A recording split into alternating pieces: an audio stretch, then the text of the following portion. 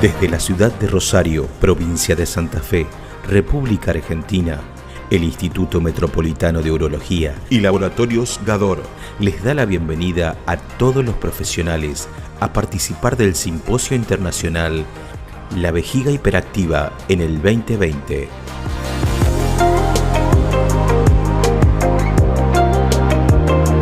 Disertarán los doctores: el doctor Cleveland Beckford, past president de la Sociedad Panameña de Urología, encargado de Urología Femenina y Urodinamia de la Confederación Americana de Urología, urólogo funcionario del Servicio de Urología del Complejo Hospitalario Metropolitano de la Caja del Seguro Social, Panamá, Urología Femenina, Urología Funcional y Urodinamia con 22 años de experiencia.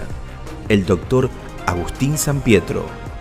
Él es especialista en uroginecología, subjefe del Servicio de Ginecología del Hospital Italiano de Buenos Aires.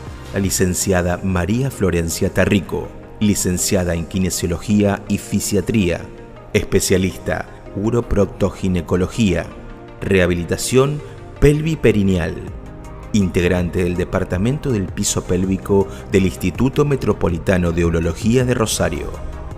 La doctora Malén Pichuan, especialista jerarquizado y consultor en urología, especialista en andrología, doctora y postdoctorada en medicina, directora del Instituto Metropolitano de Urología e Instituto de Diagnóstico Urológico.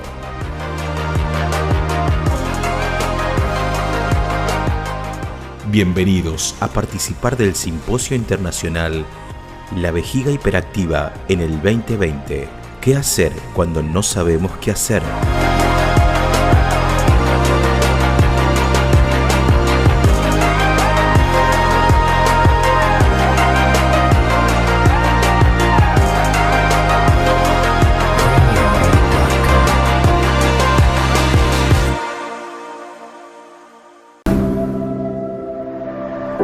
Boulevard Oroño es una importante arteria de Rosario, distinguido por su valor arquitectónico. Allí, en una antigua casona considerada como patrimonio histórico, se asienta el Instituto Metropolitano de Urología.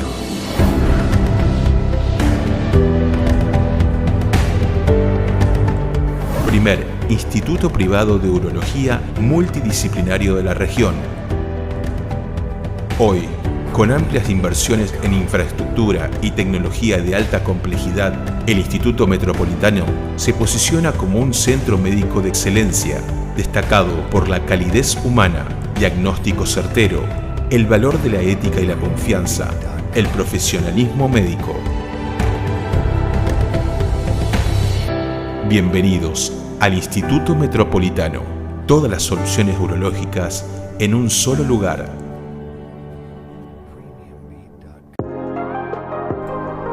Desde la ciudad de Rosario, provincia de Santa Fe, República Argentina, el Instituto Metropolitano de Urología y Laboratorios Gador les da la bienvenida a todos los profesionales a participar del Simposio Internacional La Vejiga Hiperactiva en el 2020. ¿Qué hacer cuando no sabemos qué hacer? 29 de julio del 2020, 19 horas Argentina.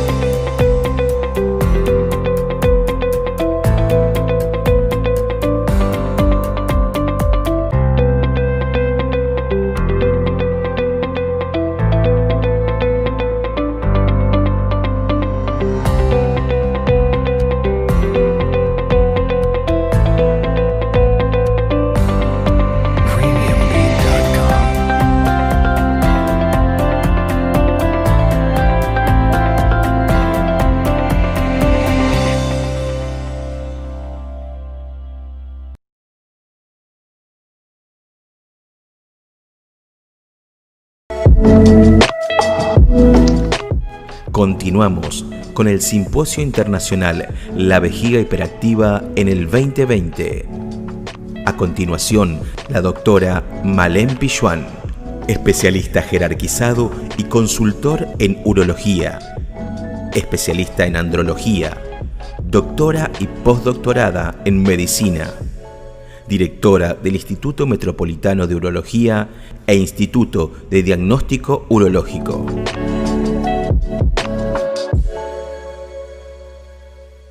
Bueno, muy buenas tardes a todos los que están conectados al Simposio Internacional Virtual 2020, a todos los profesionales de la salud que hoy nos acompañan.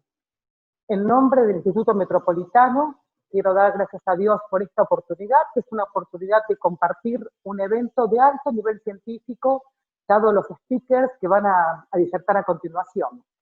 Nuestro directorio, integrado por mi hermano Martín Pichuan, mi marido Martín Tiana, mi hermana Alejandra Pichuan, están muy agradecidos, especialmente a cuántos hay, Javier, 180 personas conectadas, lo cual sabemos que por ser un tema tan nicho como es la vejiga, personas estén conectadas realmente porque quieren saber algo más de un tema como es este.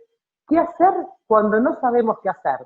Porque siempre los médicos creemos que sabemos todo, pero nos damos cuenta que tenemos muchas falencias. Agradezco al Laboratorio Gador como auspiciante de este simposio. Les comento que vamos a tratar de hacer las disertaciones, cómo va a ser la organización, de manera que después dejamos un espacio para preguntas, y como hicimos en el simposio anterior, dejamos un mail que es simposiovirtual2020@gmail.com para que cada uno haga su pregunta y va a ser respondida por cada uno de los speakers posteriormente, en 48 horas vamos a poner. Bueno, yo creo que estamos cerca hoy, pero estamos lejos. La tecnología nos ayuda a estar un poquito más cerca. Y por eso quiero que disfruten de este evento, que disfruten de los speakers que fueron presentados, académicos, y que desinteresadamente van a compartir su experiencia científica. Sin más palabras, quiero que comencemos y quiero decirles que están conectados desde Venezuela, desde toda Latinoamérica. Tenemos 2 conexiones europeas, a pesar del horario, que los saludo, ellos ya saben quiénes son, y no quiero dar nombres porque después uno dice, no me nombró a mí, pero sé que hay muchas conexiones, así que bueno, damos la bienvenida y empezamos con la primera charla. Bueno, quería decirles que vejiga hiperactiva tiene que ver con alguna terminología hoy mediática, como puede ser la alostasis o la evolución del diseño humano, que es la nueva normalidad que hoy estamos viendo, sobre todo con la pandemia, y que es la nueva normalidad en salud y en medicina. Peter Sterling, que es un profesor de neurociencias de medicina de la Universidad de Pensilvania, trabajó en algo muy revolucionario sobre el tema de alostasis, que lleva a investigaciones importantes y publicadas en journals de alto impacto.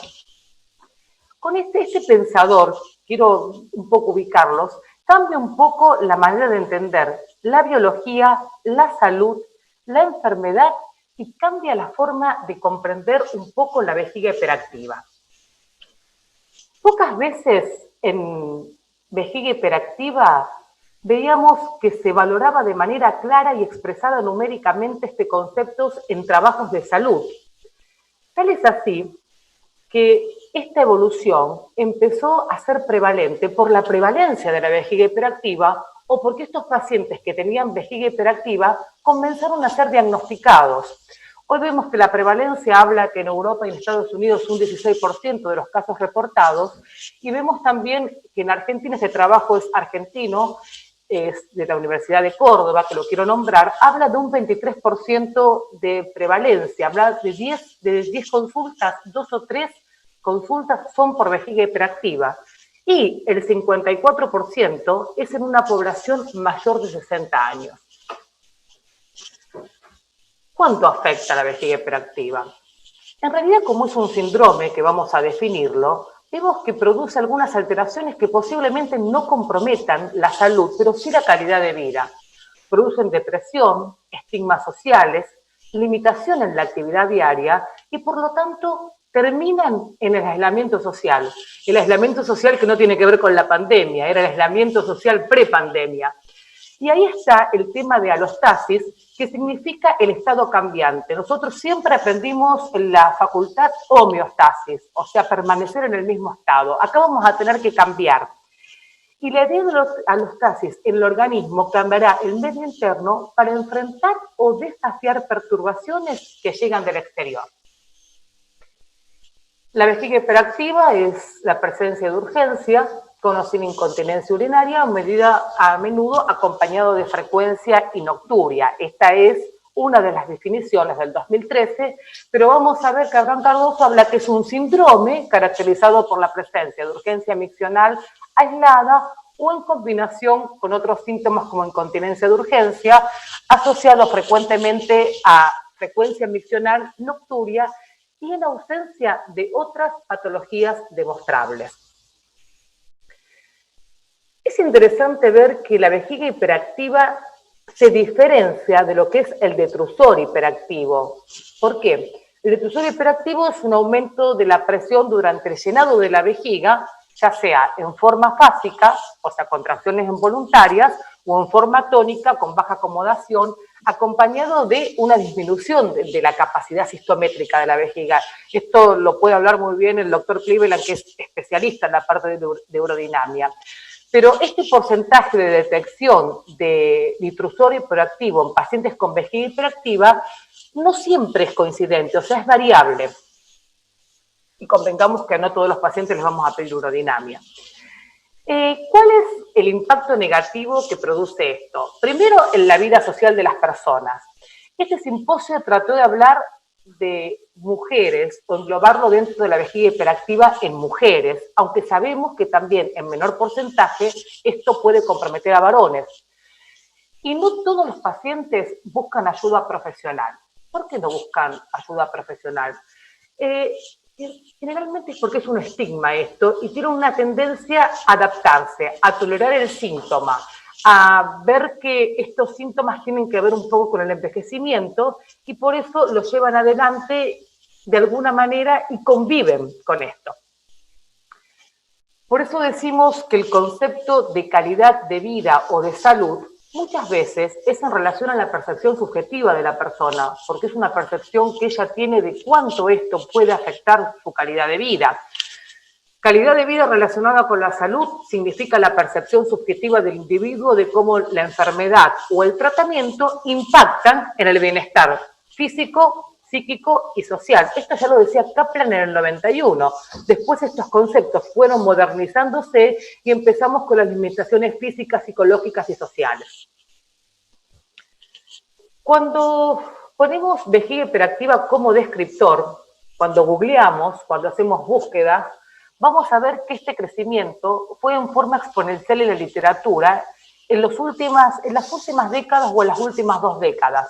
¿Y por qué tiene que ver? Porque empezamos a ver resultados de acuerdo a las estadísticas que teníamos de estos pacientes. Tal es así que si Starling explica que la alostasis ofrece lo que no se encuentra en ningún libro, o sea, definiciones basadas en el principio de salud y enfermedad, vemos que la salud es una capacidad variable y adaptativa de la enfermedad y reducción de esa capacidad sería la enfermedad. El cerebro normalmente anticipa esa necesidad y moviliza, acá lo pongo, eficientemente los suministros para evitar errores. Ahora, en este vertiginoso desarrollo del ámbito como es la ingeniería genética, la medicina regenerativa, la nanoterapia, la inteligencia artificial, que nos están atropellando, ¿qué aportó esto al tratamiento de la vejiga hiperactiva? Nada, modificar este modelo. Un modelo biomédico que era basado en signos y síntomas y un aspecto pasar a un modelo integral o un modelo biopsicosocial donde veamos esos aspectos psíquicos y sociales. Decimos que es el nivel de actividad requerido para mantener estabilidad en ambientes que están constantemente cambiantes. Entonces llegamos a lo que decía, con tanta tecnología hoy, llegamos a lo que decía Aristóteles, que decía que había las patologías benignas relacionadas, en este caso con disfunciones vesicales, hacen que estas condiciones puedan tener un impacto tan negativo en la calidad de vida que termine siendo peor que una enfermedad crónica.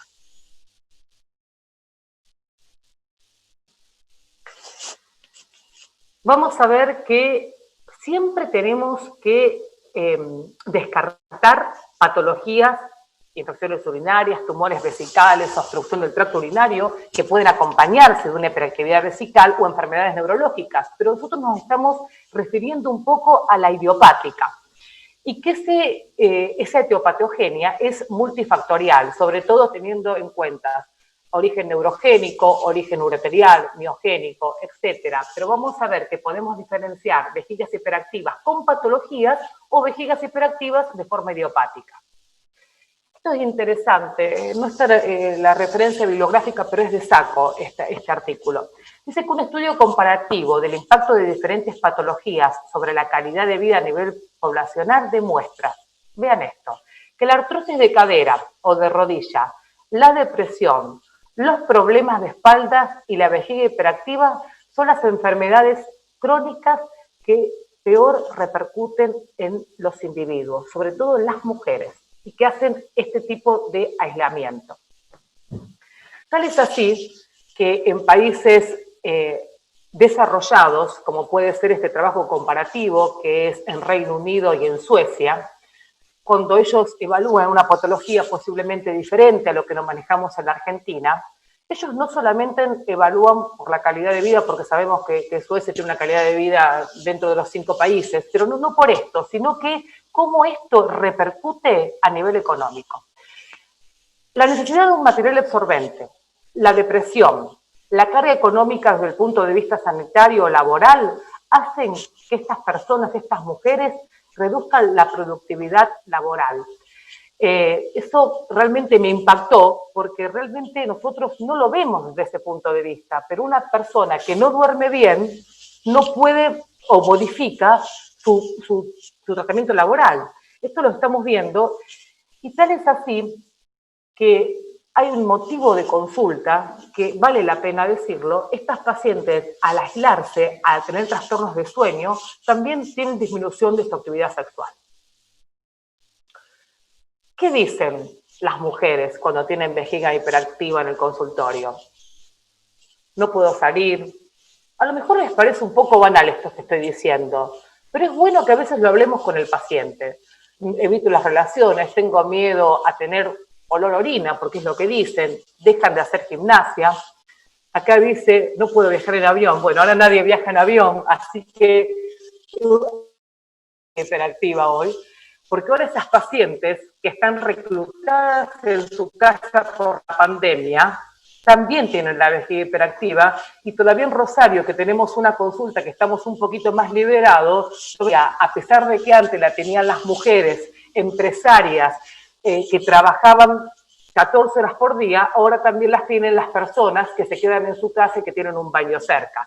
Esto no es un dato menor y que creo que es un cambio de paradigma. Fíjense este trabajo de Coine que dice que ¿por qué razón buscan las mujeres tratamiento? Y buscan las mujeres tratamiento el porcentaje más alto. Está bien que el N no es tan alto, son 605 pacientes. ¿Preocupación porque el trastorno pueda empeorar o preocupación porque las pérdidas tengan que ver con alguna enfermedad grave? Por eso buscan a un profesional que las pueda ayudar. No es el espíritu de esta conferencia hacer la evaluación, pero sabemos que hay una recomendación grado A de excluir otros síntomas, que es lo que yo les decía, la historia clínica, la exploración física, el análisis de orina, el diario miccional, cuestionarios, que esto me quiero referir porque no es un tema menor, por más que tenga un grado de recomendación C, y después la ecografía, el estudio hidrodinámico, la citoscopía, según lo tengamos, o sea, no es mandatorio, pero está dentro del diagnóstico. Ahora, aún con todos los estudios que estamos nombrando y con toda la tecnología, muchas veces los argumentos se derriban como un dominó. ¿Por qué digo esto? Porque tuvimos que recurrir a cuestionarios que puedan pesquisar la vejiga hiperactiva con, digamos, autocuestionarios, donde nosotros podamos a nuestros pacientes decir si realmente puede ser una candidata a tener este síndrome.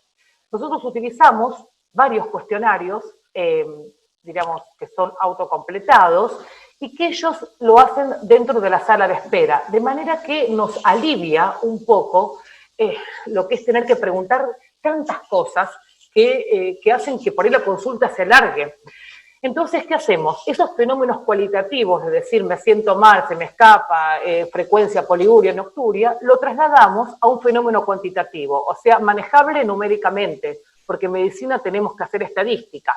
¿Cómo lo hacemos? Con valoración de protocolos de pruebas psicométricas que deben ser capaces de medir las preguntas organizadas en escalas que tengan confianza, validez, responsabilidad, y yo le agrego acá sensibilidad y especificidad. Lord Kelvin dijo esto: cuando usted puede medir lo que está tratando de analizar y expresarlo en números, usted conoce algo acerca de eso. Pero si no lo puede expresar de esa manera, su conocimiento tiene poco valor. Esto habla de que hoy necesitamos, primero necesitamos muchas veces publicar, necesitamos de valores estadísticos. Estos cuestionarios no los quiero, digamos, detener mucho en esto porque vienen conferencias mucho más jugosas, pero creo que los cuestionarios, que son varios, pero el OAB-B8 o el OAB-3, que son cuestionarios que nosotros utilizamos con 8 preguntas, donde el paciente pone nada, muy poco, algo, bastante, mucho, muchísimo, después los podemos pasar, porque eso lo pueden utilizar previo a hacer neurodinamia, previo en el consultorio, o pre o post tratamiento, que eso es lo interesante.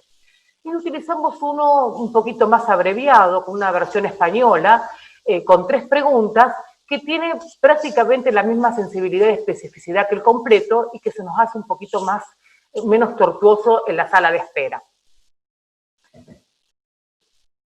Hay otros tipos de cuestionarios que son un poquitito más amplios, donde actúan sobre las molestias, sobre la incontinencia y sobre el impacto en la calidad de vida. Todas estas preguntas son volcadas en una plantilla estadística, y nosotros decimos: semáforo en rojo, tratamiento; semáforo en amarillo, vemos; semáforo en verde, cuando el paciente no tiene tantos síntomas, por ahí los tratamos un poquito con algunas terapias, con tratamientos de primera línea. Creo que nos sirve mucho para el pre y post tratamiento. No quise traer a otros cuestionarios como el de potencia, porque hay muchos más, pero saber que esto existe para poder diagnosticar y poder ver la evolución de estos pacientes. Y para ir terminando, tenemos que comprender, digamos, cómo funciona la vejiga, porque nosotros implementamos tratamientos médicos o fármacos por una cuestión de nuestros transmisores. Recordemos que la vejiga tiene receptores M2 y M3 a través del nervio parasimpático, que lo que hace es, muchas veces en la vejiga hiperactiva hay una hipersensibilidad de estos tipos de receptores, por eso de la acetilcolina, por eso damos anticolinérgicos, y hoy sabemos que hay otros tipos de receptores, que esto no es tan nuevo, como el B1, B2 y B3 fundamentalmente, que son receptores del sistema nervioso simpático y que son adrenérgicos. Por eso los fármacos van a ser o antimuscarínicos o agonistas beta-adrenérgicos.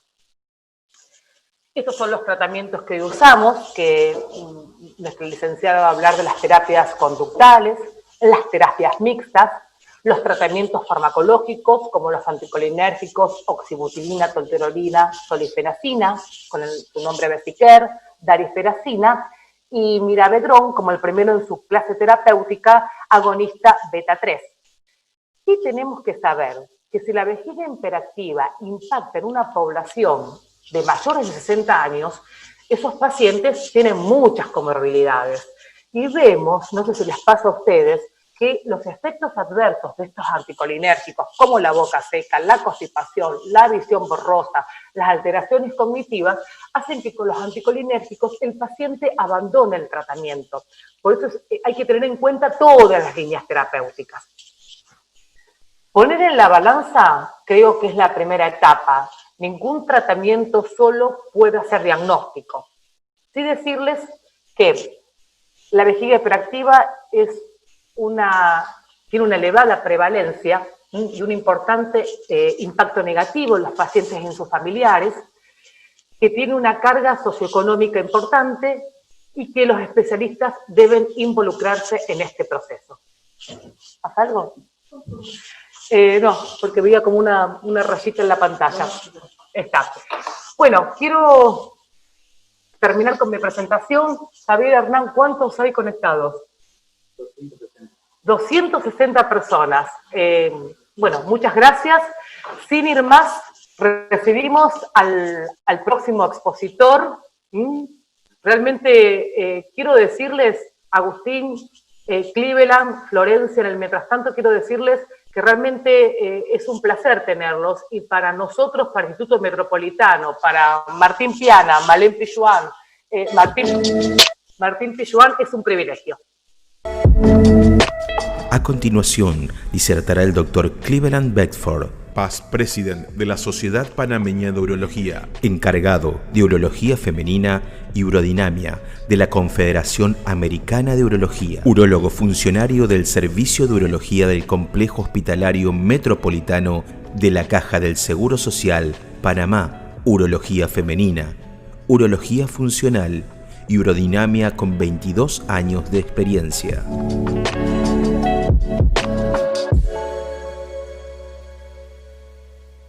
Muchas gracias. Primero, bueno, agradecerle al instituto, agradecerte a ti como organizadora de este simposio, la oportunidad que nos dan para que nosotros, pues desde acá, desde Panamá, podamos conversar con ustedes algunos aspectos importantes de esta patología tan interesante como lo es la vejiga hiperactiva. Quiero mandarles un saludo a todos desde mi modestamente hermoso país, sobre todo ahora en estos tiempos de pandemia, en donde estamos toda América Latina pasando por tiempos difíciles, un mensaje de solidaridad, y bueno, hay que resistir y seguir poniendo nuestros esfuerzos para poder superar esta etapa. Nosotros trabajamos en el Complejo Hospitalario Metropolitano de la Caja del Seguro Social. Esto es en la ciudad de Panamá, en donde aquí ustedes tienen su casa. Es el principal hospital de la seguridad pública aquí en Panamá, y como les digo, tienen ustedes su casa en este hospital. No tengo ningún conflicto de interés que declarar para esta charla, y bueno, básicamente lo que yo voy a hacer es tratar de hacer énfasis en algunos aspectos, hacer una revisión rápida de algunos aspectos generales de la vejiga hiperactiva. 1, 2, vamos a tratar de hacer énfasis en aspectos de la aplicación práctica, para que ustedes tengan datos que los ayuden a ustedes a manejar sus pacientes. Vamos a enfatizar en la secuencia de la evaluación, del diagnóstico y del manejo de estas pacientes, y ver dentro de ese manejo las diferentes etapas que podemos ir llenando. Y haciendo el énfasis siempre en la aplicación práctica de los conceptos. No voy a abrumarlos mucho con números, con estadísticas, sino que más bien a darles los datos que hoy en día consideramos como válidos, y van a ver ustedes en las referencias de las diapositivas los artículos y la evidencia científica que apoya los conceptos que vamos a emitir. La vejiga hiperactiva, como bien Malén ya tú lo definiste, el síntoma principal de la vejiga hiperactiva viene siendo definitivamente que la urgencia urinaria, usualmente ella puede venir acompañada de frecuencia, que puede ser de día, puede ser de noche, que es la que llamamos nocturia, con o sin incontinencia urinaria asociada a esta urgencia, y siempre y cuando tengamos todo esto en ausencia de una infección urinaria o de alguna otra patología intravesical importante. Entonces, esto es importante que ustedes lo tomen en cuenta, porque la vejiga hiperactiva es un síndrome, es un conjunto de síntomas. Y es importante que tengamos claro que el síntoma base o principal de este síndrome viene siendo la urgencia, que, como ustedes bien saben, ya tiene una definición aceptada por los organismos internacionales, y es el hecho de que la urgencia es el deseo súbito de orinar que no se puede diferir. Y esto es importante que lo tengamos claro, porque no hay que confundirlo con deseos súbitos de orinar o deseos fuertes de orinar, que no es lo mismo. Recuerden, urgencia es un deseo súbito de orinar que la paciente no puede diferir. Asimismo, en la definición hay otros conceptos que es importante que tengamos claros, como el hecho de que la incontinencia que presenta el síndrome es asociada a la urgencia, o sea, es una pérdida de orina involuntaria precedida por un episodio de urgencia. La definición de frecuencia urinaria, que es un aumento en el número de micciones que tiene la paciente, siempre y cuando la paciente logre comparar esto a como está ocurriendo actualmente con su frecuencia anterior. Porque recuerden que desde el punto de vista de definición no tenemos un número exacto para la frecuencia, pero sí podemos comparar en nuestra paciente si ella, su frecuencia es ahora mayor que lo que ella tenía anteriormente. La nocturia es la interrupción del sueño en una o más veces por la necesidad de orinar, siempre y cuando cada micción sea precedida o seguida de un episodio de sueño. Entonces, todo esto hace parte del síndrome de la vejiga hiperactiva, que es diferente, como ya Malen lo mencionó, del detrusor hiperactivo. El detrusor hiperactivo no es más que la presencia de contracciones involuntarias que pueden ver ustedes que aparecen en la fase de llenado de la urodinamia, con un aumento súbito de la presión del detrusor, con aumento de la presión intravesical, sin un aumento de la presión abdominal, que pueden ser espontáneas o pueden ser provocadas, que pueden ser secas o pueden ser asociadas a escape. Entonces, es diferente el detrusor hiperactivo al síndrome de vejiga hiperactiva. Alguna mención nada más acerca de la etiología, también como Malen ya lo dijo, hay diferentes teorías, todavía no tenemos un consenso definido en cuanto a la etiología que puede ocasionarnos la vejiga hiperactiva. Sin embargo, es importante que sepan que tiene algo de relación con alteraciones de la actividad sensorial. Hay otra teoría que es la hipótesis miogénica, que habla de una alteración del control motor del detrusor, el cual las pacientes lo pierden ligeramente, ¿no? Y por último, las alteraciones en los reflejos del tracto urinario bajo, que como ustedes saben son los que nos ayudan a controlar la etapa de llenado vesical y que de alguna forma se ve alterado el control por estos reflejos. Básicamente en la vejiga hiperactiva el abordaje clínico pues es base, como es un síndrome, es básico la historia clínica, así como el examen físico, y esto está bien establecido en las guías tanto europeas como en las guías americanas. Los síntomas, como ya los mencionamos, son los mismos que están dentro de la definición, no voy a ahondar más en esto, pero recuerden, el síntoma fundamental es la urgencia y es importante que nuestras pacientes logren identificar este problema. Algo de antecedentes, pues siempre es importante tener en cuenta si, por ejemplo, nuestra paciente sufre de glaucoma de ángulos cerrados, si la paciente tiene historia de retención urinaria, si hay algún tipo de trastorno cognitivo, porque como vamos a ver más adelante, algunos de estos antecedentes pueden contraindicar ciertos tratamientos, por ejemplo, con los antimuscarínicos. Ahí es importante también saber si la paciente sufre de problemas de hipertensión, porque si por otro lado decidimos utilizar agonistas beta 3, probablemente esta no sea una buena opción de tratamiento. Hay exámenes complementarios, y esto está bien establecido en las guías de manejo como un principio clínico, que son exámenes que nos van a ayudar a que nosotros podamos tener una mejor idea, como mencionaba Malen, una idea objetiva en cuanto al problema que la paciente nos está refiriendo desde un punto de vista subjetivo. Y exámenes complementarios podemos mencionar los más utilizados, que son la carta de volumen-frecuencia, también conocida como carta de flujo.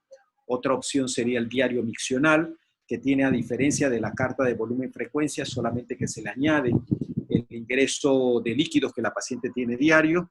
Y por último, pero no menos importante, también tenemos que tomar en consideración, por ejemplo, un urocultivo para descartar infección urinaria, la medición de un residuo postmiccional para descartar algún tipo de problema neurológico.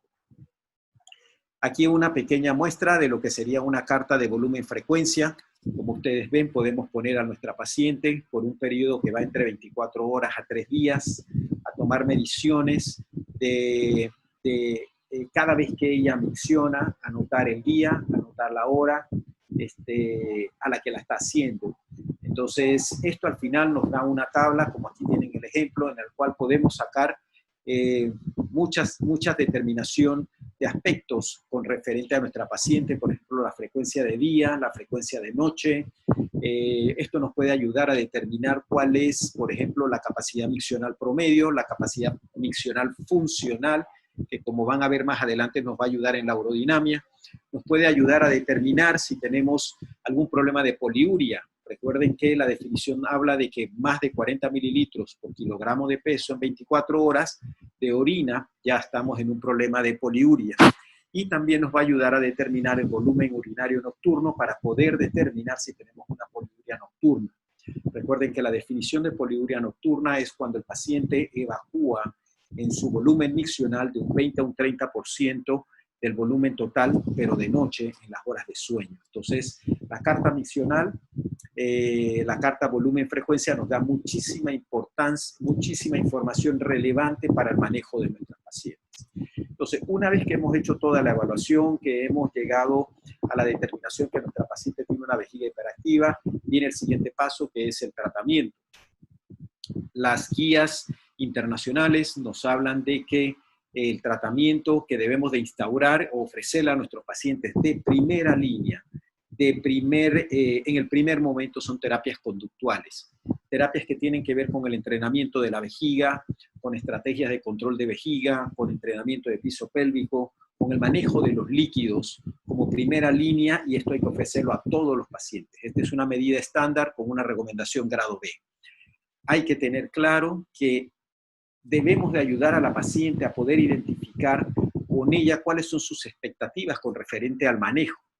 Es importante que la paciente entienda que la cura probablemente no va a ser una meta real en su caso y que las intervenciones en el estilo de vida son muy importantes y que probablemente van a tener que continuar con ella en forma permanente a lo largo del tratamiento. Entonces, esto es importante que lo logremos conversar con la paciente, porque en esa misma medida el manejo va a ser mucho mejor. Como les decía, el manejo con las medidas conservadoras, aquí no voy a ahondar mucho, porque de seguro en la siguiente charla les van a dar mucha más información que la que yo puedo aportar acerca de este tema. Solo les voy a decir que el entrenamiento de los músculos del piso pélvico realmente tiene muy buenos resultados. En forma inicial lo utilizábamos más que nada para el control en nuestras pacientes que tienen problemas o tenían problemas de incontinencia urinaria de esfuerzo. Sin embargo, hoy en día sabemos que en las pacientes con vejiga hiperactiva, esto nos ayuda definitivamente a controlar los episodios de urgencia, los episodios de frecuencia y de nocturia. Y más si este entrenamiento de los músculos del piso pélvico va asistido por biofeedback, que los estudios han demostrado que con esta asistencia de biofeedback mejora incluso la calidad de vida de nuestras pacientes. Entonces, este es el primer paso, la primera línea de tratamiento, el entrenamiento o las terapias conductuales, el manejo conservador, porque esto lo podemos instaurar en todas las pacientes y definitivamente que a todas, la mayoría de ellas van a tener efectos positivos por la aplicación de este tratamiento. Una vez que hemos establecido estas terapias, entonces, si nuestra paciente no tiene mejoría significativa, este sería el momento para que nosotros podamos ofrecer tratamientos antimuscarínicos, tratamientos con medicamentos orales, dentro de los cuales tenemos los antimuscarínicos, como mencionaba Male, y los adrenoreceptores agonistas beta-3, que son los que son considerados como, diríamos, una segunda línea en el tratamiento, en una recomendación grado B tipo estándar, porque están definitivamente probados que funcionan. Entonces, como les digo, tienen una eficacia comprobada. Sin embargo, los medicamentos orales tienen un problema, y es los efectos secundarios. Los efectos secundarios, que los más importantes son los efectos de boca seca, la constipación, los efectos sobre el aspecto cognitivo de nuestras pacientes y dificultades visuales. Entonces, esto es importante tomarlo en cuenta, porque como vamos a ver más adelante, incluso la persistencia en nuestras pacientes para recibir estos tratamientos depende mucho de estos efectos adversos, que son muy importantes. Y es así como podemos reconocer el hecho de que, debido a estos efectos adversos, la tasa de persistencia no es muy buena. Por ejemplo, ustedes van a ver que aproximadamente 40% de sus pacientes van a llegar, si acaso, a los 12 meses de tratamiento, y de esas pacientes que siguen el tratamiento, solamente un 12% de ellas van a completar tratamiento a los 24 meses. Entonces, es importante conversar con las pacientes los efectos adversos, porque esto es un factor determinante, y los estudios lo demuestran, en la persistencia o adherencia de las pacientes al tratamiento. Pacientes jóvenes, el uso de oxibutinina y formulaciones de liberación inmediata son factores que pueden ir en detrimento del hecho de que nuestra paciente se mantenga adherida al tratamiento debido. ¿Cuál medicamento utilizar? Y esta es una de las preguntas que nosotros nos hacemos con mucha frecuencia. La respuesta a esta pregunta básicamente pudiera ser en dos caminos. Uno, ¿cuál medicamento usted va a utilizar? Pues depende del medicamento que tenga usted disponible en el mercado en el que usted se moviliza. Que así, de esa forma, pues nosotros en cierta manera la tendríamos un poquito más fácil. Por ejemplo, aquí en Panamá nosotros tenemos la oxibutinina y tenemos la tolterodina. No tenemos más. Si la paciente necesita algún otro medicamento, tiene que mandarlo a pedir al exterior. Sin embargo, si nos vamos a la literatura sí hace recomendaciones con referencia a qué es lo que tenemos que utilizar. Y nos dice la literatura, y aquí solamente se los voy a resumir, que por ejemplo la tolterodina tiene menos efectos secundarios, menos efectos adversos, sobre todo el más incómodo, que es menos boca seca que la oxibutinina, por eso la hace que sea más utilizada. Es preferible en los medicamentos de liberación prolongada, si los comparamos con los de liberación inmediata, que puedan usar los de liberación prolongada, porque también tienen menos efectos adversos. Si ustedes comparan la solifenacina de 5 miligramos, ella es más eficaz y tiene menos efectos adversos que la tolterodina. Y si a su paciente todavía no le va bien con solifenacina de 5 miligramos, usted puede usar la de 10 miligramos. Probablemente la paciente va a mejorar con esto. Sin embargo, los efectos adversos van a ser mayores. Entonces, es importante que ustedes puedan reconocer estos aspectos para saber o tener una mejor idea de cuáles son las combinaciones que podemos utilizar nosotros de medicamentos. Otro medicamento que podemos utilizar son los adrenérgicos agonistas beta-3, que ellos básicamente lo que producen es una relajación del músculo de detrusor por acción sobre estos receptores beta-3. Son medicamentos que la literatura ha probado que son muy eficaces, tienen una menor incidencia de efectos adversos como boca seca y constipación. Sin embargo, tienen la ventaja de que la acción de ellos ocurre en una forma rápida. Nuestras pacientes pueden ver que a las 2 semanas ya tienen una mejoría, lo cual permite que como la mejoría es más rápida y haya menos efectos adversos, entonces la adherencia con estos medicamentos es mayor. Se valen las combinaciones de medicamentos cuando ustedes han instaurado una monoterapia, ya sea con antimuscarínico o con un agonista beta-3 y ustedes ven que la paciente no mejora, pueden utilizar combinación de los medicamentos. Esto está también estipulado en las guías como una opción con una recomendación grado B.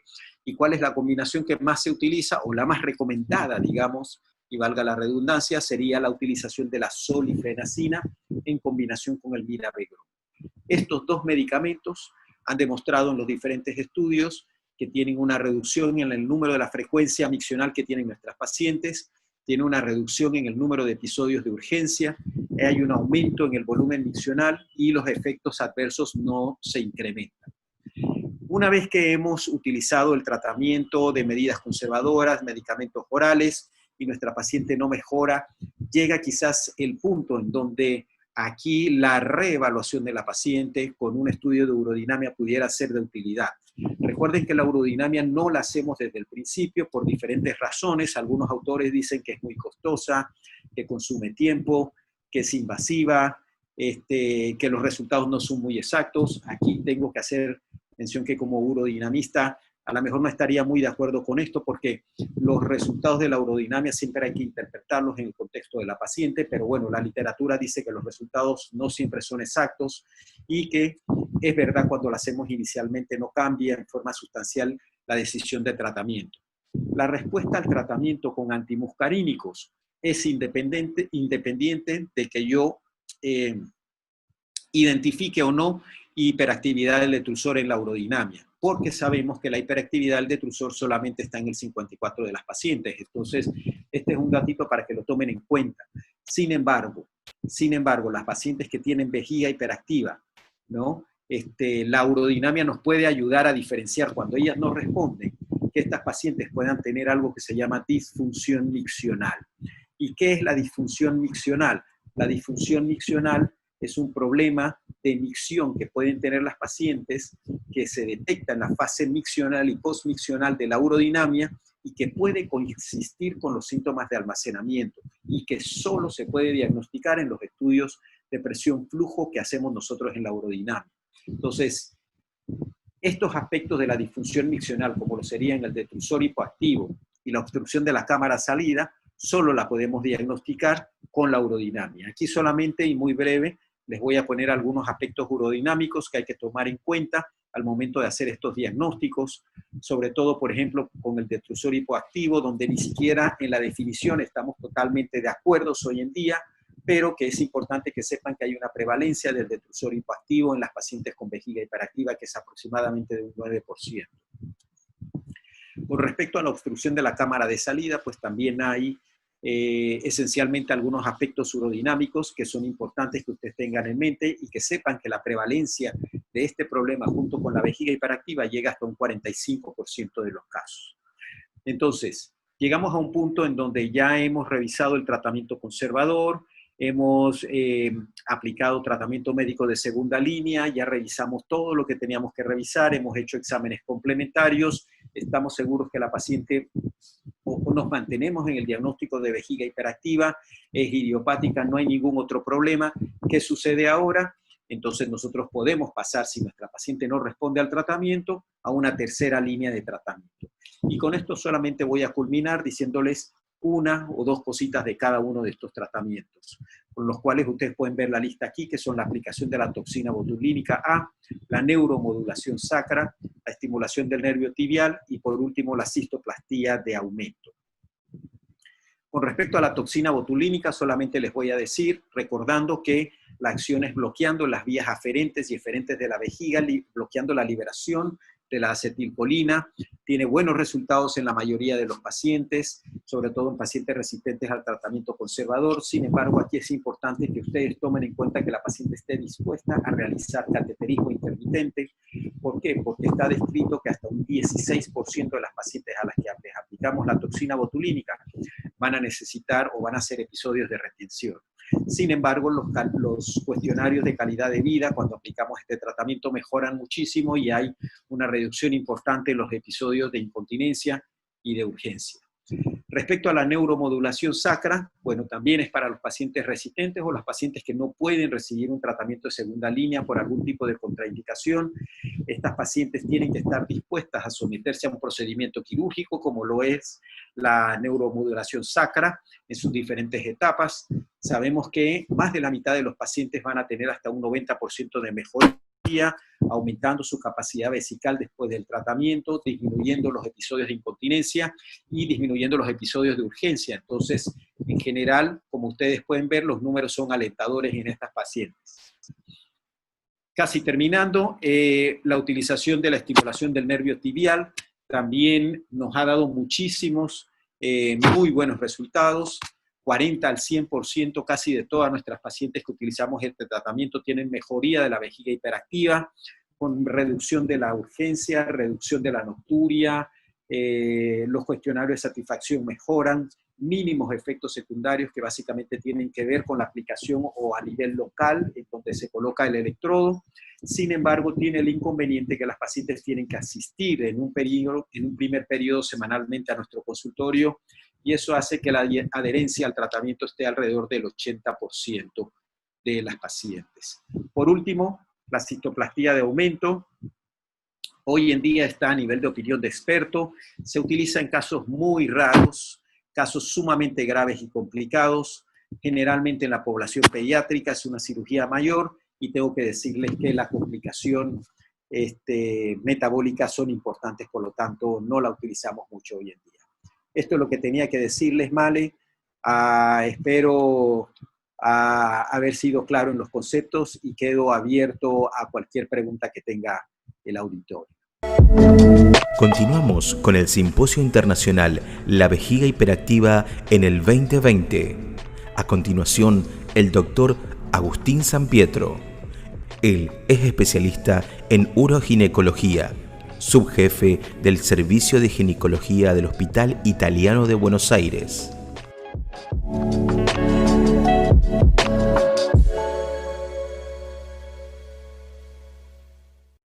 Ahora sí, perfecto. Ahí se pudo reiniciar el audio.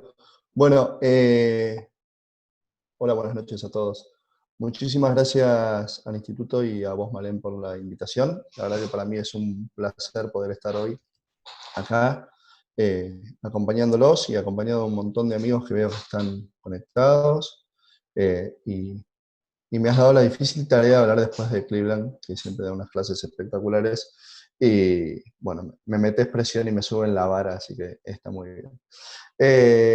Bueno, la idea de charlar hoy durante los próximos minutitos va a ser esta linda charla que dice vejiga hiperactiva post cirugía de piso pélvico, causa o consecuencia. Y la verdad es que cuando Malén me propuso esta charla, dije causa o consecuencia, ¿hacia dónde vamos? Bueno, primero no tengo conflicto de intereses con la charla. Entonces, cuando me planteo causa o consecuencia, digo, bueno, me hizo acordar a la pregunta de, bueno, ¿es el huevo o la gallina? ¿No? Entonces dije, bueno, ¿cuál es el objetivo de pensarlo desde la causa o la consecuencia? Tendrá que ver si la cirugía es una de las causas de la vejiga hiperactiva, si la vejiga hiperactiva es causa de la cirugía. Después traté de buscarlo un poco más allá, de ir un poco más allá, y dije, bueno, pensemos un poquito, cirugía de piso pélvico, ¿le hace bien o le hace mal a la vejiga hiperactiva? Entonces, traté de enfocar la charla pensando en estas dos variables, de decir, bueno, juguemos un poco con si es causa, si es consecuencia, o si hace bien o si hace mal, y hagamos una linda mezcla de donde pueda salir algún producto o algunas ideas para poder discutir después todos juntos. Entonces, sabemos que la vejiga hiperactiva, cuando pensamos en causas de vejiga hiperactiva, como ya dijiste vos, Malén, como dijo Cleveland recién, es imposible decir, esta es la causa de una vejiga hiperactiva. La verdad es que es multifactorial. Pero cuando tratamos de pensar relacionado con la cirugía o con alguna disfunción que yo vaya a poder operar, bueno, la verdad es que dentro de esta gran cantidad de causas de vejiga hiperactiva, sabemos que, así como dijo Cleveland recién, cualquier o alguna de las patologías que obstruyen o que traen dificultades miccionales, Cleveland lo último mencionó muy bien, el tema del detrusor hipoactivo o de las obstrucciones del tracto de salida, pueden generar síntomas de vejiga hiperactiva. También vemos que hay mucha relación en muchos trabajos del prolapso con la vejiga hiperactiva. ¿Y por qué? Bueno, ya vamos a charlar un poquito de eso. Entonces, vamos a pensarlo desde, tengo algunas relaciones entre la vejiga hiperactiva y patologías quirúrgicas, pensemos ahora qué hay publicado y qué es lo que nosotros pensamos acerca de esto. ¿Hace bien, hace mal, causa o consecuencia? Entonces, ¿cómo puede la cirugía de piso pelviano afectar el funcionamiento de la vejiga? Bueno, la verdad es que cuando uno se pone a pensar encuentra que la cirugía de piso pélvico puede empeorar o hacer aparecer una vejiga hiperactiva. ¿Sí? Tenemos las vejigas hiperactivas de novo o pacientes que venían con síntomas de vejiga hiperactiva y empeoran después de una cirugía. También encontramos que la cirugía de piso pelviano en algunos pacientes puede mejorar los síntomas de vejiga hiperactiva y ahí nos surge una duda. Y en otros pacientes, obviamente, puede seguir igual. Entonces, en estos tres escenarios vamos a trabajar, vamos a ir caminando a ver si podemos iluminarnos un poco más hacia el final de la charla. Entonces, ¿qué pasa cuando la vejiga hiperactiva o los síntomas de vejiga hiperactiva que traía la paciente siguen igual? Bueno, la verdad es que hay bastantes trabajos que lo que dicen es que en mujeres que vienen con incontinencia de orina mixta, en mujeres muy añosas, en mujeres que traen síntomas de incontinencia de orina de urgencia, las cirugías, tanto un sling como una cirugía de prolapso, suelen no mejorar esta vejiga hiperactiva que traía la paciente en el prequirúrgico. Y la verdad es que cuando uno se sienta a hablar con la paciente que tiene un prolapso o que tiene una incontinencia de orina mixta y le va a colocar un sling, la verdad es que en el planteo del objetivo terapéutico no está curarle la incontinencia de orina de urgencia. Uno cuando se sienta con esa paciente le dice, bueno señora, mire, usted tiene dos problemas. Uno es una incontinencia de orina de esfuerzo, que es cuando tose, se ríe, hace un esfuerzo y se le escapa el pis. Y otra tiene que ver con esta necesidad imperiosa de ir al baño, levantarse a la noche, perder cuando no llega al baño. Lo que nosotros vamos a tratar de mejorar con el procedimiento quirúrgico es la incontinencia de orina de esfuerzo. ¿Puede mejorar la de urgencia? Sí, puede mejorar. ¿Es el objetivo? No. Lo mismo con el prolapso. La cirugía de prolapso tiene como objetivo mejorar la sensación de bulto que usted tiene. Esa protrusión que tiene a través de la vagina, de los labios de la vagina. ¿Va a mejorar la incontinencia de orina urgencia? No. ¿Está escrito que puede hacerlo? Sí, no es nuestro objetivo. Entonces, si planteamos ese objetivo terapéutico, que la incontinencia de orina urgencia o la vejiga hiperactiva siga igual, digamos que era algo esperable. ¿Qué pasa con otro escenario? ¿Qué pasa cuando esta paciente mejora? La verdad es que cuando me puse a buscar y empecé a tratar de averiguar acerca de cuál era la relación de las cirugías del piso pélvico con la vejiga hiperactiva, lo que más encontré fueron trabajos que hablan de esto. La verdad es que hay muchos trabajos que dicen que más del 60% de las cirugías de prolapso y en algunos casos de cirugías de SLIM pueden mejorar los síntomas de vejiga hiperactiva, sobre todo las cirugías de prolapso. Entonces dije, bueno, perfecto, ¿por qué?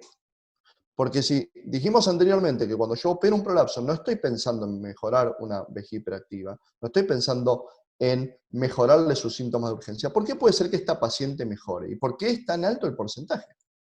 Entonces dije, bueno, Petros, la explicación la tiene Petros. Todos conocemos la teoría integral, todos conocemos el puente y todos conocemos la cama elástica.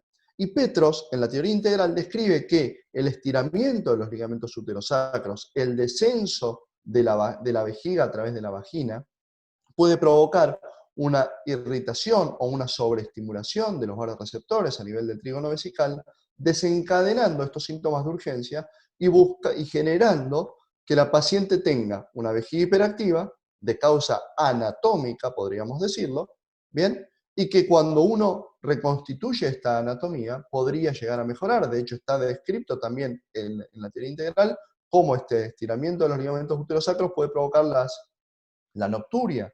Con lo cual, también podríamos pensar que cuando yo restituyo la anatomía, ¿bien? Y que la causa de que más del 60% de las mujeres mejoren es por la restitución de la anatomía. Todo muy lindo, la teoría es muy linda, pero la verdad es que cuando uno ve trabajos como este, que es muy interesante, que dice, bueno, a ver, según el compartimiento que yo esté operando en un prolapso, ¿mejora más o menos la vejiga hiperactiva? Bueno, dice, perfecto. Reparo compartimiento apical o anterior, seguramente es mejor que reparar el posterior, que no tiene nada que ver con esta teoría de Petros. Ok, la verdad es que por lo menos ellos no encontraron diferencias. Entonces ahí vuelven a aparecer las preguntas. Es decir, bueno, Petros me podía explicar por qué si yo reparo un compartimiento anterior y una apical, puedo mejorar la vejiga hiperactiva. Pero ¿por qué en las colporrafias posteriores yo también la mejoro? Y bueno, y ahí volvemos a lo que decía Cleveland hace un ratito, la vejiga hiperactiva es multifactorial. Petros puede explicar alguna de las causas, pero la verdad es que también está estudiado que los prolapsos posteriores generan tanto o más síntomas obstructivos miccionales o dificultades miccionales que los prolapsos anteriores. Entonces, si yo desobstruyo a esta paciente, esa obstrucción parcial que podía generar un prolapso posterior, tal vez también pueda mejorar su vejiga hiperactiva. Con lo cual, sabemos que vejiga hiperactiva es multifactorial, pero que pueden mejorar con una corrección de prolapso tanto anterior, tanto apical como posterior. Así que hasta ahí vamos bien. A esa paciente la operamos, le habíamos dicho que probablemente no mejore su vejiga hiperactiva, mejoró, la paciente nos trae un lindo regalo porque además de no tener el bulto, no tiene vejiga hiperactiva, va a estar feliz con nosotros. Ahora vamos a ver la que no está feliz con nosotros, que es esa paciente que le aparece una vejiga hiperactiva después de que lo operé, o que le empeoran los síntomas de vejiga hiperactiva. Porque viene diciéndome, doctor, usted me dijo que no me iba a mejorar, pero tampoco me dijo que me iba a dejar así. O, yo antes tenía un bulto, todo bien, ahora me hago pis. Explíquemela, doctor. Bien, entonces ahí esa paciente enojada que nos va a venir, también está explicada, y también la vemos, y también hay bibliografía que nos ayuda a tratar de predecir esto. La verdad es que cuando uno ve pacientes con vejiga hiperactiva y prolapso genital, tienen que entender que hay algunos factores que pueden hacer que esta vejiga hiperactiva empeore o que esta vejiga hiperactiva no mejore. Pero también tenemos que saber que hay pacientes que no tienen vejiga hiperactiva y que les puede aparecer en un bajo porcentaje, cercano algunos dicen 5, otros dicen 12%, pero que puede aparecer. Y los factores que ayudan a que esta vejiga hiperactiva aparezca tienen que ver con la edad, se ve mucho más en pacientes ancianas, en si en esa corrección de prolapso yo pongo o no pongo un sling, si la paciente además tiene incontinencia de orina de esfuerzo postoperatoria, o si, como decía Cleveland hoy, hay algunos síntomas del vaciado asociados a esta cirugía. Es decir, esta paciente comienza con trastornos del vaciado, ya sea, por ejemplo, por una denervación, algo bastante frecuentemente visto en los abordajes anteriores al ligamento sacroespinoso. Son parciales, son de 2-3 semanas, pero existen los trastornos del vaciado y cuando uno estudia a esa paciente en general es un detrusor hipoactivo lo que le está pasando, o trastornos obstructivos, ya sea por una cirugía de prolapso o una cirugía de sling. Entonces, siguiendo con esto, urgencia de nuevo, cuando aparece, principalmente la utilización de slings asociada a la cirugía de prolapso tiene que ver con esto, y se supone que podría ser porque genera un poco más de obstrucción. Y cuando uno analiza los distintos tipos de slings, la verdad que el sling retropúbico tiene más chances de generar una urgencia de nuevo que el sling transobtúrico. Entonces decíamos que aparece la urgencia, sí aparece la urgencia. ¿Hay factores de riesgo? Miren todo esto. Esto es una hermosa revisión diciendo cuáles son los factores de riesgo de aparición en pacientes que han sido operadas. Bueno, pacientes añosas, pacientes obesas, con paridad, congestión y paridad aumentada, que tenían síntomas de urgencia de base, ese es otro gran factor, ¿sí? Sobre todo para la colocación de sling. Por ahí no diagnostiqué inicialmente una incontinencia urina mixta, no interrogué lo suficientemente bien a esa paciente y parecía que el síntoma de esfuerzo era claro. Bueno, en esas pacientes muchas veces tiene que ver esto y esta decisión terapéutica hace que la paciente le empiece a molestar más en el posoperatorio la incontinencia urina urgencia y yo tengo que empezar a poder lidiar con esto, ¿sí? Pero la verdad es que hay bastantes trabajos que hablan de esto. Y hay algo que tenemos que tener en cuenta, que para mí es importantísimo, que es el impacto que esto genera. ¿Por qué esto es importante? Porque cada vez más nosotros estamos tratando de consensuar o de hablar con la paciente y de consentir cuáles son las expectativas que tiene la paciente, qué es un éxito terapéutico. Ya dejamos un poquito de lado ese rol de médico paternalista que decíamos, pero señora, usted está anatómicamente perfecta, y empezamos a preguntarle un poco más a la paciente en el postoperatorio, señora, ¿usted cómo se siente? Y cuando uno empieza a ver dónde está puesta la expectativa de la paciente y dónde la paciente refiere tener satisfacción o disatisfacción con una cirugía, la verdad es que cuando uno empieza a ver todo esto, ahí, en la mayoría de las pacientes que no están del todo contentas con una cirugía, tiene que ver con la aparición de incontinencia o la aparición de síntomas de vejiga hiperactiva. Es muy interesante como una paciente con un prolapso estadio 4, uno la puede operar, está anatómicamente perfecta, no hay chances de que vuelva ese prolapso, volvió a tener relaciones sexuales, está todo bien. Y cuando uno le pregunta a la paciente de 1 a 10 cómo te sentís, y yo me siento un 3, ¿pero por qué? Si yo veo que está todo perfecto. Y porque la verdad es que yo antes no me tenía que levantar a la noche y ahora me levanto 2 veces para hacer pis. O antes podía aguantar 3 horas y ahora tengo que ir al baño cada ratito. O me pasa que empiezo a perder orina. Entonces, en ese sentido, podemos, con un mal diagnóstico inicial, o tal vez con alguna complicación, o no habiendo hablado con la paciente este 5 a 12% de probabilidades de que aparezca una incontinencia de orina o urgencia de novo, tirar por la borda todo nuestro esfuerzo quirúrgico, tirar por la borda todo nuestro esfuerzo terapéutico con esa paciente, solo porque no hablé con ella lo suficiente, o porque no le planteé los números como pueden ser, o porque desconocíamos la posibilidad de que esto aparezca. Así que genera impacto, sí, y para los pacientes es importantísimo, con lo cual creo que es fundamental. Pero bueno, operamos a nuestra paciente, está enojada con nosotros, la abrazamos mucho, ahora con COVID no podemos, pero la contenemos mucho verbalmente entonces, pero viene con su vejiga hiperactiva. Viene con su vejiga hiperactiva y no la tenía. Entonces, ¿cómo me planteo yo el tratamiento, o perdón, el abordaje de esta paciente? Entonces, lo primero que tengo que descartar es qué es lo que le pasa, por qué tiene una vejiga hiperactiva de nuevo. ¿Es una vejiga hiperactiva idiopática que apareció? Ok, veremos cómo la manejo. ¿Tiene que ver a un problema de la cirugía? Es una infección urinaria. Se nos infectan las pacientes en el postquirúrgico. Pueden venir con una infección urinaria, tiene síntomas parecidos, la paciente no lo termina de reconocer. Bueno, lo primero es hacer un ocultivo. Descartemos que no tenga una infección urinaria. Por ahí es mucho más tranquilo de lo que nosotros pensamos y no nos tenemos que andar arrancando los pelos pensando en que se nos complicó la paciente. Y es solo una infección, la tratamos y resuelve. ¿Qué otra cosa? No era una infección urinaria. Ok, ¿qué tengo que descartar? Lo primero que tenemos que descartar acá es lo que decíamos recién, obstrucción. Que yo no haya obstruido a esta paciente con la cirugía, ya sea de prolapso o de incontinencia. ¿Cuál es de los mejores métodos diagnósticos que hoy tenemos, si tenemos un operador que lo sepa hacer? La ecografía para descartar la obstrucción. La verdad es que la ecografía, ahora vamos a charlar un poquito, nos permite adelantarnos o nos permite tratar de descubrir si hay o no obstrucción en esta paciente. La urodinamia, ¿tiene utilidad para descartar obstrucción o no?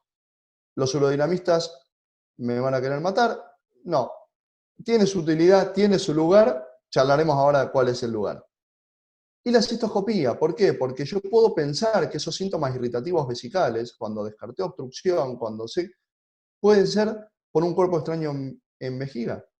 Yo puedo haber pasado el sling a través de la vejiga y no haberlo diagnosticado intraoperatoriamente. Puedo haber pasado un punto dentro de la vejiga.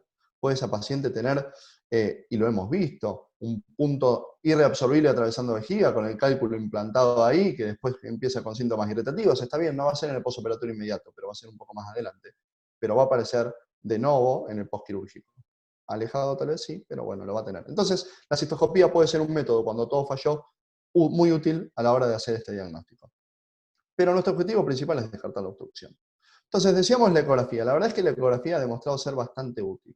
Hay distintos parámetros ecográficos. Algunos lo que dicen es que uno puede ver el acodamiento de la uretra con el esfuerzo. Hay otros que, en el caso de los slings, miden la distancia del slings a la mitad de la uretra, a la muscular de la uretra o al pubis. La verdad que el valor más reproducible muchas veces es el del sling al pubis, que menos de 7 milímetros es bastante sugestivo de obstrucción.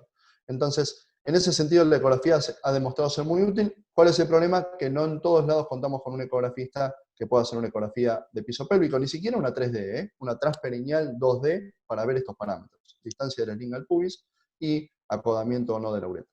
Pero bueno, no siempre la tenemos. ¿Qué pasa con el estudio hidrodinámico? La verdad que el estudio hidrodinámico a mí me encanta. Yo tengo la posibilidad que en el hospital donde trabajo, cada vez que necesito hacer un estudio hidrodinámico, me doy vuelta, tengo el equipo, tengo la sala, tengo las pacientes, la mayoría de las obras sociales lo cubren, con lo cual no tengo un problema para pedir o no estudios hidrodinámicos.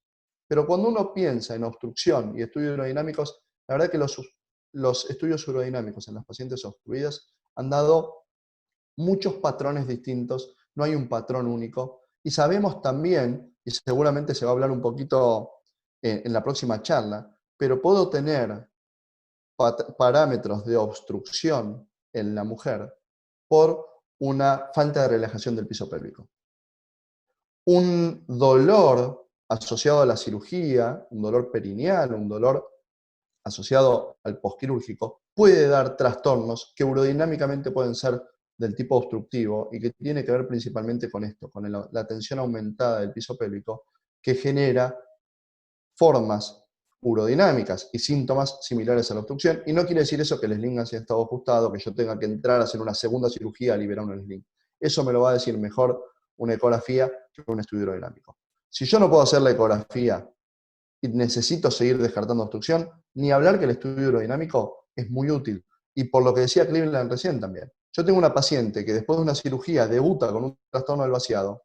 Lo primero que voy a pensar es que ajusté mucho el sling. Pero también tengo que saber que el 40% de las pacientes que tienen prolapso estadio 3 o más se asocia a detrusor hipoactivo.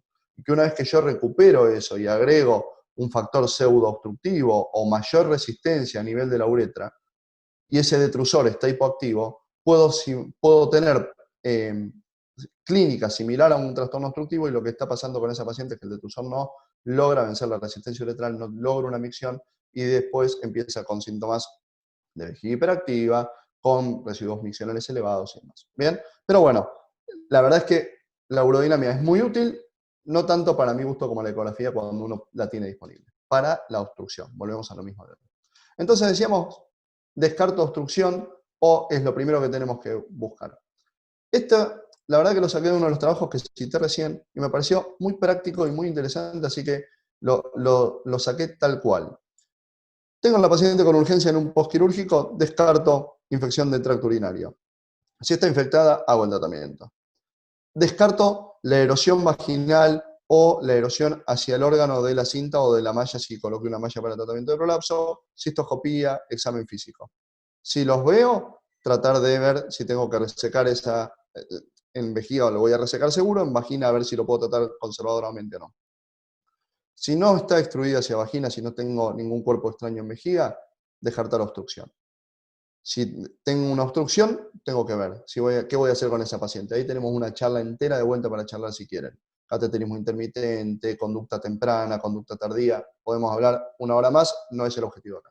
Ahora, si nada de eso es lo que le está pasando a la paciente, tranquilamente pudo haber sido una vejiga hiperactiva idiopática que debuta en un postquirúrgico. Ahí no voy a hablar yo, ya habló Cleveland más que bien y más que suficiente.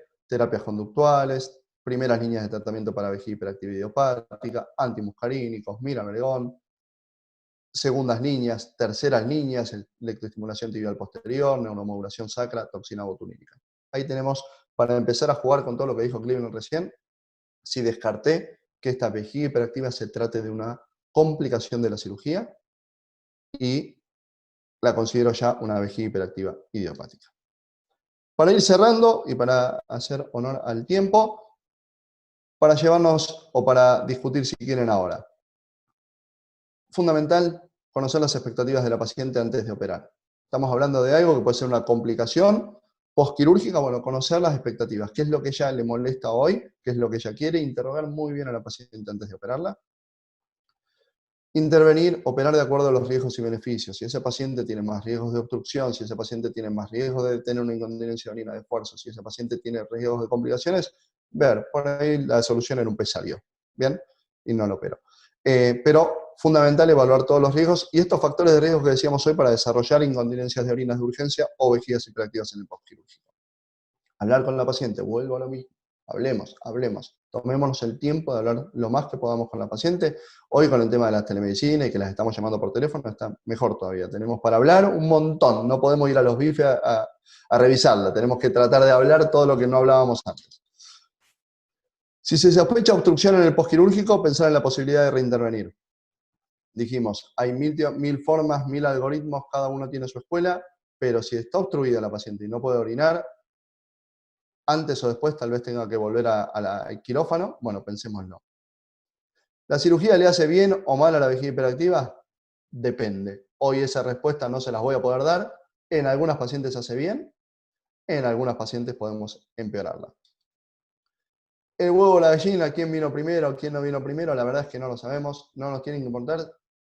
Sí tenemos que saber sí o sí cómo venía esa paciente, qué es lo que quiero hacer yo y qué es lo que quiero lograr con mi cirugía y qué riesgos tengo en el postquirúrgico. Charlarlo y una vez que eso está bien puesto sobre la mesa, lo que pasa en el postquirúrgico lo encararemos los dos, médico y paciente, con energía y con ganas de resolverlo.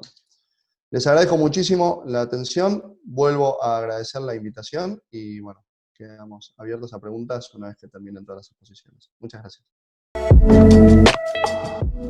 A continuación, la licenciada María Florencia Tarrico, licenciada en Kinesiología y Fisiatría, especialista uroproctoginecología, rehabilitación pelviperineal, integrante del Departamento del Piso Pélvico del Instituto Metropolitano de Urología de Rosario.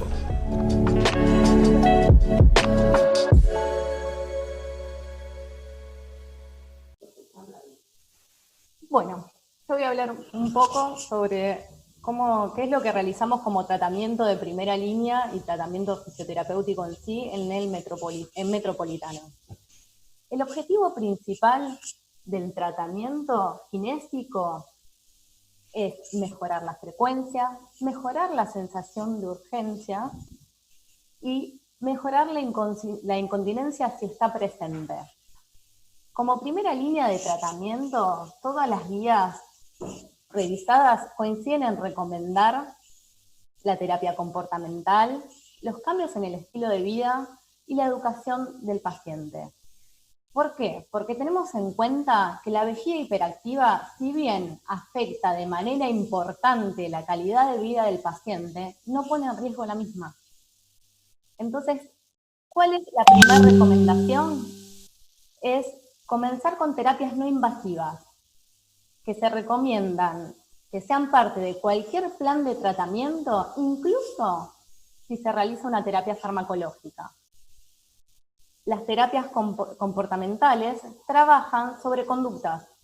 Entonces, muchas veces solo con ello podemos generar cambios importantes. Dentro de estas terapias conductuales tenemos las técnicas de entrenamiento vesical.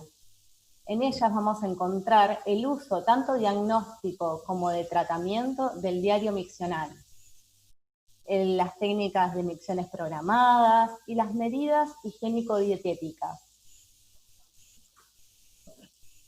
Dentro de las terapias como el time boiling o las técnicas de micciones programadas, nos encontramos con el entrenamiento vesical, que es un proceso educativo, donde el paciente es entrenado para poder ir graduando con intervalos de 15 a 30 minutos en la primera semana las micciones.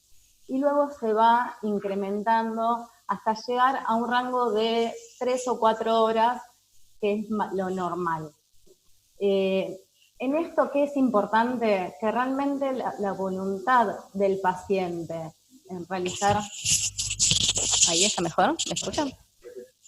Es muy importante la voluntad del paciente en poder realizar este tratamiento.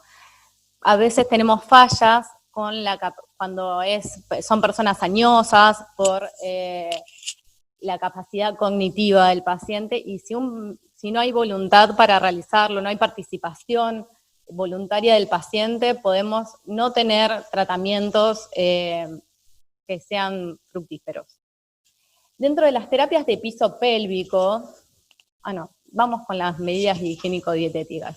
Dentro de las medidas higiénico-dietéticas hablamos sobre lo que es la ingesta de líquidos, una disminución de la ingesta de líquidos. Muchas bibliografías se refieren a esto con una disminución de un 25% de la cantidad de líquido ingerido. Nosotros en Metropolitano consideramos que es importante ir adecuando el consumo de líquidos de acuerdo al paciente y poder ir acomodándolo de acuerdo a la ingesta y a la frecuencia, para que sea más de acorde a cada uno de los pacientes. Y regulándolo con la ingesta o no de cafeína y de otras bebidas. La cafeína, ¿por qué? Porque estimula el sistema nervioso central y relaja el músculo liso. El alcohol se considera que desempeña un factor muy importante en la génesis de los síntomas urinarios, tanto por su efecto diurético como así también por la posible irritación de la vejiga.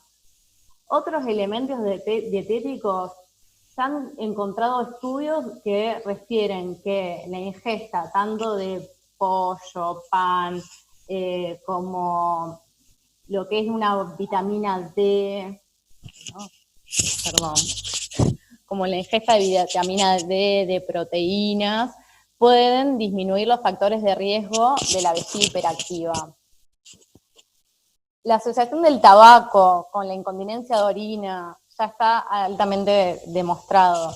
Y el hábito intestinal, como refirió Malén en un comienzo, los cambios en el hábito intestinal, así como el estreñimiento, ya fueron relacionados con la incontinencia de orina, pero no está demostrado, no hay tantos estudios que lo relacionen con la vejiga hiperactiva, pero se considera como algo beneficioso para los pacientes, si bien no tiene un índice científico demostrado. Todas estas medidas deben estar enmarcadas en un programa de educación al paciente, como dije anteriormente, que los haga partícipes del tratamiento, para que tengan motivación y que tengan compromiso con el mismo.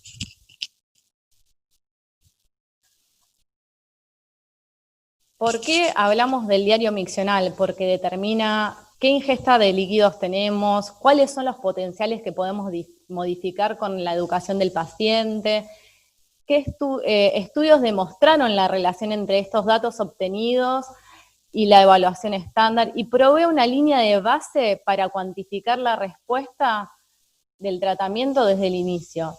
¿Qué recomendamos nosotros? Recomendamos un registro de micciones de 3 a 5 días. Esto pasa mucho en el consultorio, que el paciente, o porque no lo sabe llenar, o porque no tiene ganas, no llegan a cumplir ese registro de 3 a 5 días. Y es muy importante para nosotros y para ellos darse cuenta que realmente el tratamiento funciona o cómo avanzaron al final del mismo.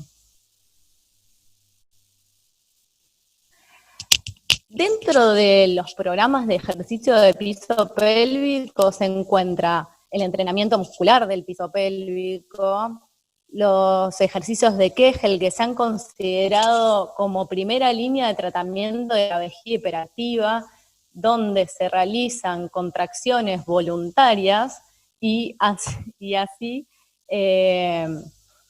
contracciones voluntarias del piso pélvico activas, y deben hacerse del mismo modo que si el paciente quisiera retener la orina, y a la vez relajar la musculatura abdominal, que es un rol muy importante para la inhibición de la urgencia, aumenta el tono y mejora la fuerza de dicho paquete muscular.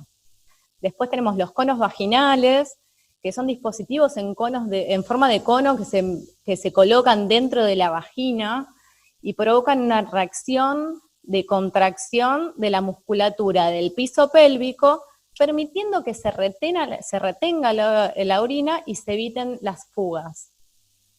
Y muy importantes son las que se utilizan muchísimo en el consultorio, nosotros lo realizamos aquí en el equipo de Metropolitano, son las técnicas de supresión de la urgencia. Ahí le enseñamos al paciente cómo controlar esta urgencia con técnicas de respiración profunda, lenta, o a través de contracciones rápidas del piso pélvico para prevenir la relajación del esfínter cuando se presenta la urgencia. Estas son técnicas que al paciente le ayudan para la vida diaria.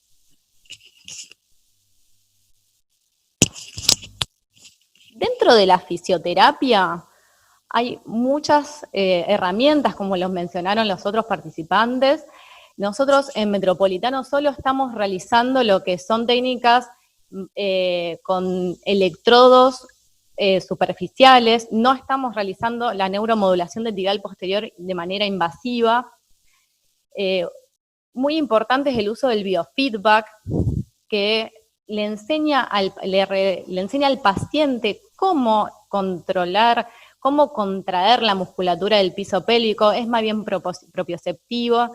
Se utiliza mediante un manómetro intravaginal o intrarrectal y favorece el correcto aprendizaje. Lo que es TENS no está tan demostrado, es muy contradictorio, pero sí lo que es la electroestimulación del suelo pélvico o la electroestimulación del nervio pudendo son buenas herramientas. ¿Qué utilizamos en Metropolitano? La neuromodulación del tibial posterior. Es lo más avanzado en estudios, es la fisioterapia más utilizada porque es la más cómoda, la que menos irritación o riesgo de infección tiene, no es doloroso, y ya está más que estudiado que el nervio tibial posterior genera una estimulación de los nervios parasimpáticos inhibiendo las contracciones vesicales, aunque también puede producirse el efecto por estimulación de los centros miccionales del cerebro. Nosotros aquí utilizamos el equipo de Confident, que es uno de los mejores a nivel de tecnología, y no menor tenemos las terapias manuales. Las terapias manuales, como toda otra terapia, se encuentran en continuo estudio. Todo lo que son técnicas de tratamiento fisioterapéutico de disfunciones de piso pélvico siguen en desarrollo, al igual que suceden con otro tipo de terapias musculares. Al ser un conjunto de músculos y fascias, no se diferencian de otras zonas del cuerpo, como puede ser un brazo, una pierna. ¿Por qué no utilizar este tipo de herramientas para trabajar con una patología como la vejiga hiperactiva? Tenemos la terapia craniosacra, la terapia miofacial, la liberación de estructuras. Si nosotros tenemos algo en lo que es el diafragma pélvico, podemos realizar una descompresión sacroilíaca, descomprimir todo lo que es abdomen, diafragma. Hay que tratar al paciente como un todo, y eso es lo que buscamos en el servicio de piso pélvico del Instituto Metropolitano, que el paciente sea un todo, poder agarrar y trabajar con él mismo, si tiene una cirugía previa, si tiene una compresión del sacro, ver al paciente en su totalidad, hacer una maniobra visceral si es necesario. Como vemos aquí, el diafragma de la pelvis tiene muchísimas relaciones, tanto a nivel óseo como a nivel visceral. A esto es lo que me refería, trabajar en la totalidad del paciente. Por eso, para concluir, las técnicas de tratamiento fisioterapéutico de las disfunciones del piso pélvico se encuentran actualmente en pleno desarrollo. Respecto de algunas de ellas, ya hay evidencia científica en cuanto a la eficacia del tratamiento. Por ejemplo, la neuromodulación del diástolo posterior. En relación con otras, todavía hay mucho camino por recorrer. Como profesionales, debemos continuar investigando, desarrollando y aportando toda nuestra experiencia para enriquecer esta hermosa profesión. Muchas gracias. Vamos a continuar ahora con las preguntas y le voy a dar lugar a Malén Pilluan para que comience con ellas. Gracias.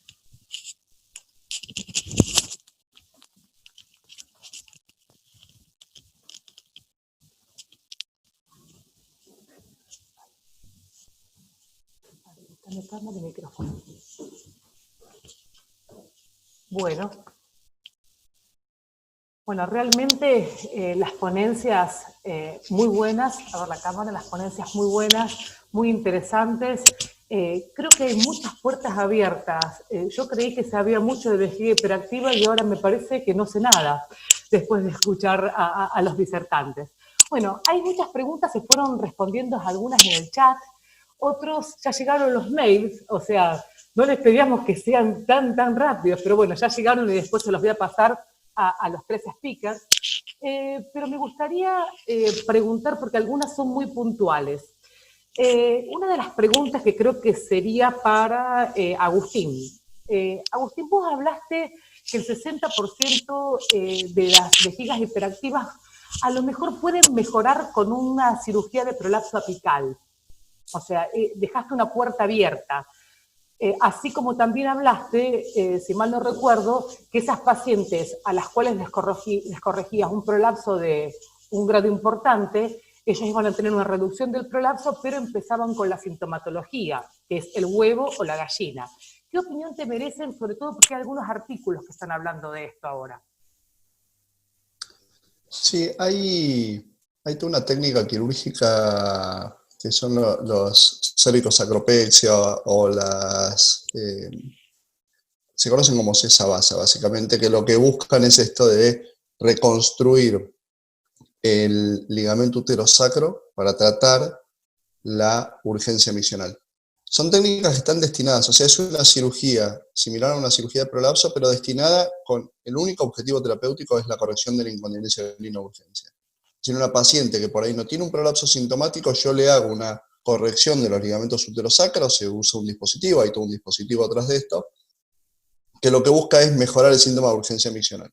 La verdad es que tienen algunos resultados que son interesantes. Vuelvo a lo mismo, los artículos que yo cité no son de esta técnica quirúrgica, son de cualquier otra corrección de prolapso apical, de prolapso anterior y de prolapso posterior, con lo cual, si yo digo que con mi técnica mejora el 60% y está demostrado que hasta una perineografía puede mejorar un 60% de la urgencia, tengo que tener en cuenta o tratar de sacar los distractores en ese análisis.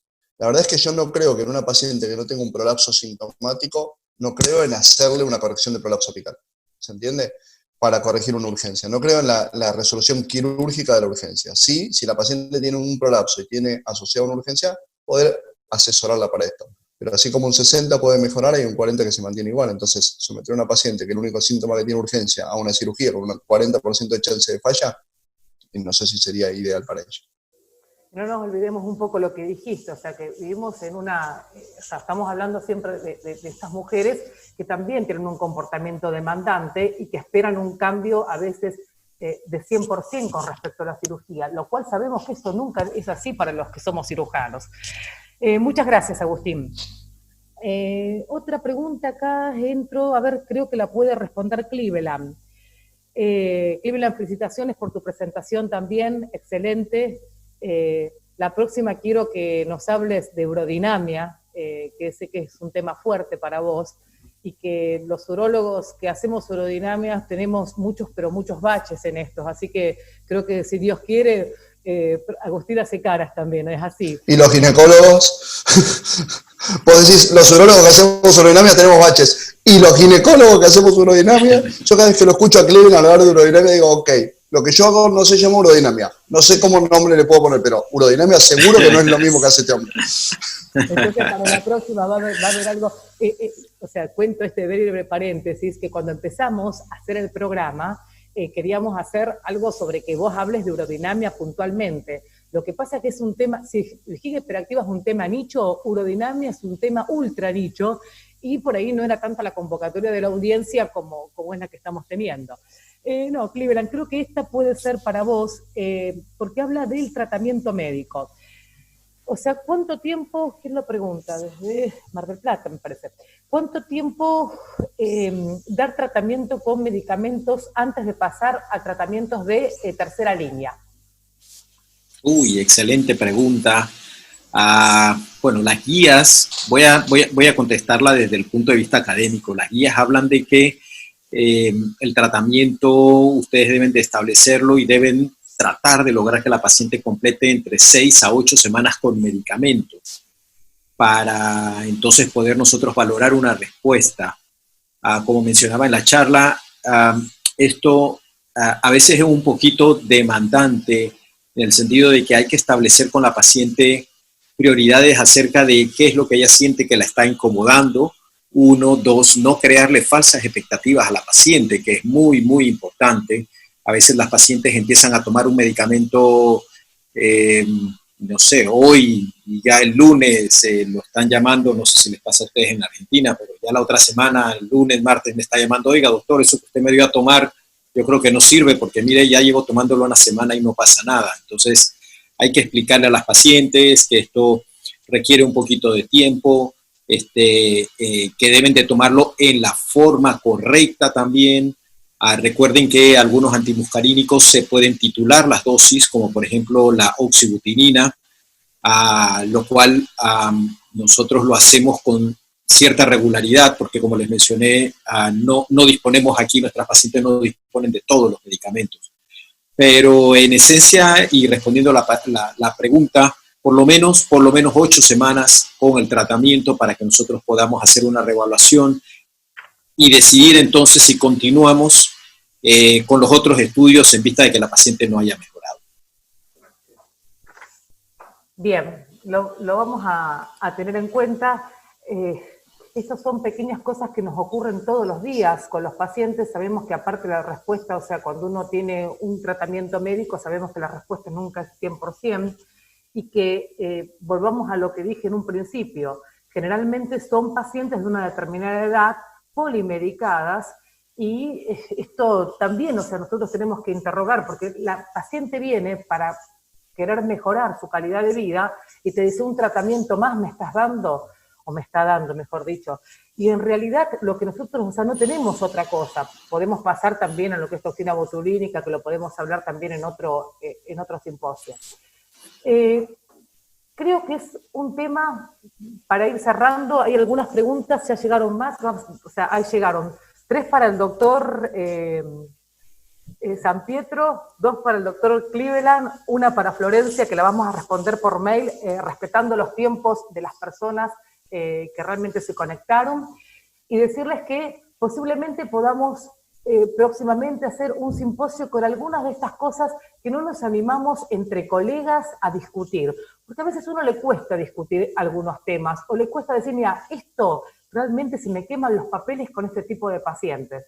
A mí me ha pasado muchas veces, como te he consultado una voz, alguna vez Cleveland por algún paciente en algunos congresos, a vos Agustín también por 2 o 3 cirugías, que a veces he tenido cuestiones que no las he podido resolver. Creo que esto tiene que ver también con el tratamiento interdisciplinario.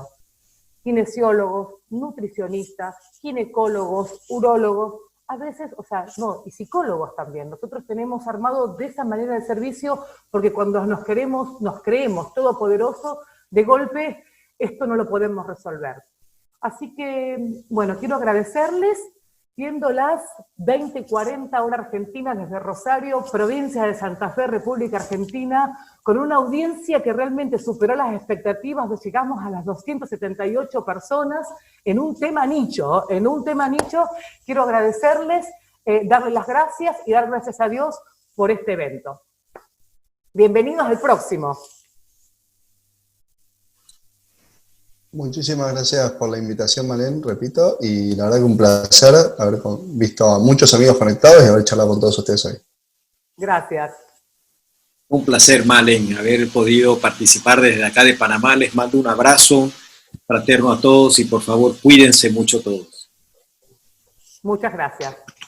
Saludos a todos. Chao. Muy bueno. Agradecer el chat, gracias.